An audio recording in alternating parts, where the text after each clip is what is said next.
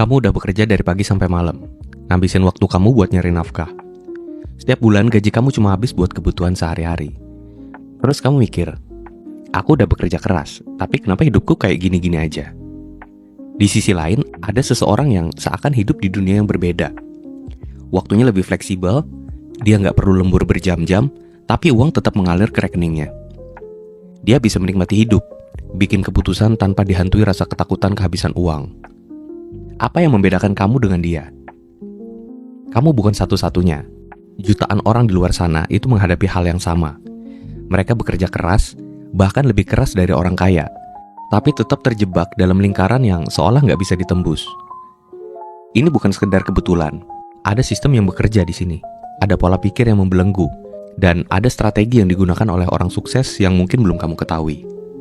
Selama ini, kita diajarin kalau kerja keras itu adalah kunci kesuksesan. Tapi apa benar kayak gitu? Kalau cuma kerja keras yang dibutuhkan, kenapa masih banyak orang yang tetap miskin walaupun udah mengorbankan segalanya? Bukan berarti mereka kurang usaha. Enggak. Mereka udah berusaha sekuat tenaga, tapi ada sesuatu yang lebih besar yang menahan mereka.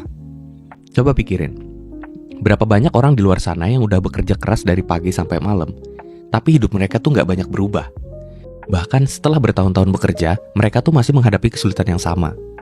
Dan yang lebih menyedihkan, ada yang disebut sebagai lingkaran kemiskinan. Sebuah siklus yang terus berulang, diwariskan dari satu generasi ke generasi berikutnya, dan banyak orang yang terjebak di dalamnya tanpa menyadari bahwa mereka itu sedang berada dalam lingkaran tersebut. Lingkaran itu nggak hanya disebabkan oleh kurangnya penghasilan, tapi juga oleh cara berpikir yang terbentuk dari kecil.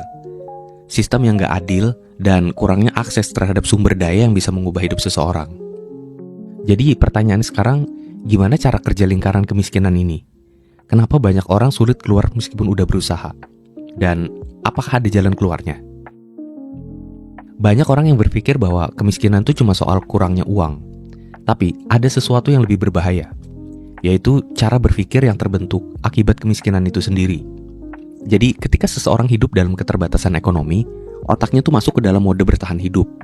Artinya, fokus mereka tuh cuma pada masalah jangka pendek. Gimana cara membayar tagihan bulan ini?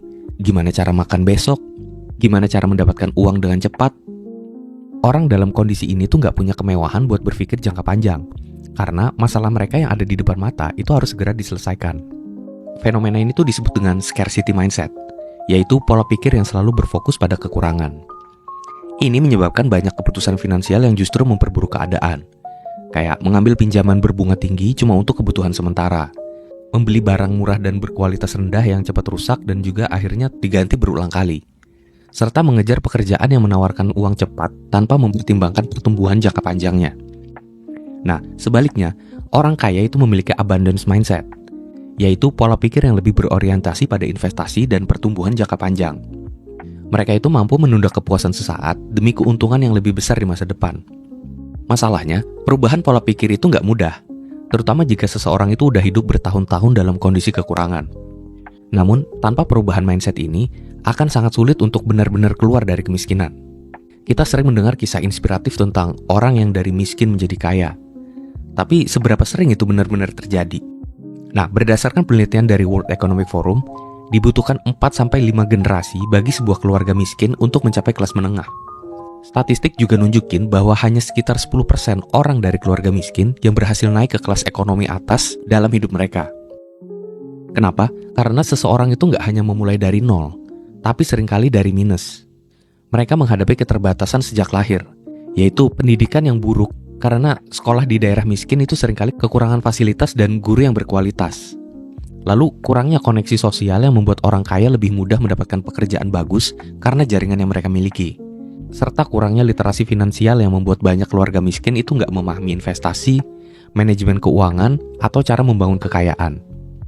Kerja keras itu penting, tapi dalam realitas sosial, kerja keras saja nggak cukup. Tanpa akses ke pendidikan, koneksi, dan pengetahuan yang tepat, peluang untuk naik kelas sosial itu menjadi jauh lebih kecil. Selain faktor psikologis dan kesempatan, ada sistem yang secara nggak langsung mempertahankan kemiskinan. Di sekolah, kita diajarin berbagai mata pelajaran akademik, tapi nggak ada pelajaran tentang cara mengelola uang, investasi, atau membangun bisnis. Padahal, keterampilan finansial itu adalah salah satu faktor terbesar yang menentukan apakah seseorang itu bisa keluar dari kemiskinan atau enggak. Banyak orang yang terjebak dalam pekerjaan dengan gaji rendah yang sulit ditinggalkan karena nggak punya tabungan buat bertahan hidup jika mereka berhenti. Takut kehilangan tunjangan kayak asuransi dan pensiun, serta nggak memiliki keahlian buat naik ke posisi dengan bayaran yang lebih tinggi. Situasi ini tuh disebut dengan golden handcuffs, di mana seseorang itu merasa seperti dipenjara dalam pekerjaan mereka sendiri. Selain itu, di banyak negara, orang miskin tuh justru membayar pajak lebih tinggi dalam proporsi penghasilan mereka dibanding dengan orang kaya. Biaya hidup pun seringkali naik lebih cepat dibanding kenaikan gaji. Akibatnya, meskipun seseorang bekerja lebih keras, daya beli mereka tetap stagnan atau bahkan menurun. Sekarang, kita lihat gimana cara berpikir dan strategi orang kaya bisa berbeda dari orang miskin. Orang kaya menggunakan leverage atau memanfaatkan sumber daya orang lain untuk mempercepat pertumbuhan kekayaannya. Contohnya, mereka menggunakan modal investor buat membangun bisnis, memanfaatkan hutang produktif buat membeli aset yang nilainya terus naik, serta membangun sistem yang bisa bekerja tanpa harus selalu terlibat langsung. Orang miskin cenderung cuma mengandalkan tenaga mereka sendiri, sementara orang kaya mencari cara agar uang dan orang lain bekerja buat mereka. Orang kaya juga berpikir jangka panjang. Mereka nggak hanya mencari cara buat menghasilkan uang hari ini, tapi juga memikirkan gimana caranya uang itu bisa berkembang dalam jangka panjang. Mereka lebih memilih berinvestasi di aset yang bertumbuh daripada belanja konsumtif, membangun bisnis atau portofolio investasi daripada hanya menabung di bank, serta mencari mentor dan ilmu baru daripada hanya sekedar bekerja tanpa strategi. Sekarang, gimana cara keluar dari lingkaran ini? Langkah pertama adalah mengubah pola pikir. Dari aku harus bekerja keras, jadi aku harus bekerja cerdas. Dari aku nggak punya uang, jadi gimana aku bisa mendapatkan uang? Mindset itu adalah fondasi utama. Jika seseorang terus berpikir dalam keterbatasan, maka akan sulit buat keluar dari kemiskinan. Selanjutnya, bangun keahlian yang bernilai tinggi. Jangan cuma sekedar bekerja keras, tapi kerjakan hal yang bernilai tinggi. Cari skill yang bisa meningkatkan penghasilan secara signifikan, kayak digital marketing, programming, public speaking, copywriting, atau sales dan negosiasi.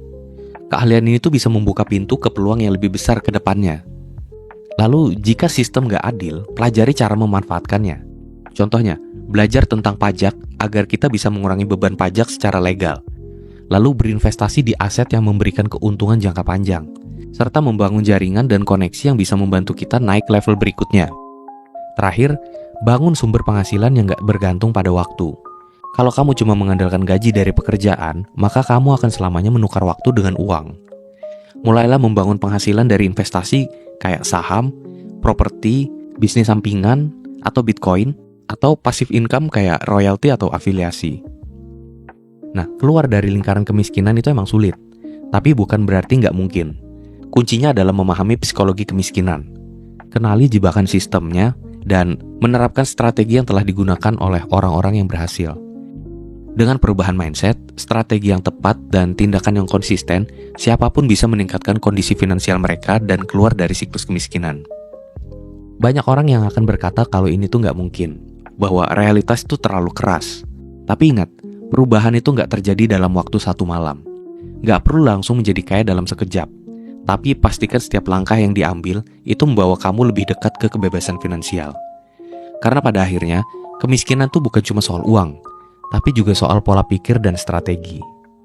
Jadi, pertanyaan sekarang adalah, apakah kamu akan tetap berada dalam lingkaran ini, atau mulai mengambil langkah kecil buat keluar dari lingkaran itu? Keputusannya ada di tangan kamu. Terima kasih buat kamu yang udah menyimak videonya sampai sejauh ini. Jangan lupa bantu channel ini berkembang dengan cara subscribe dan tinggalkan komen kalau kamu mau berdiskusi. Sampai jumpa pada video selanjutnya.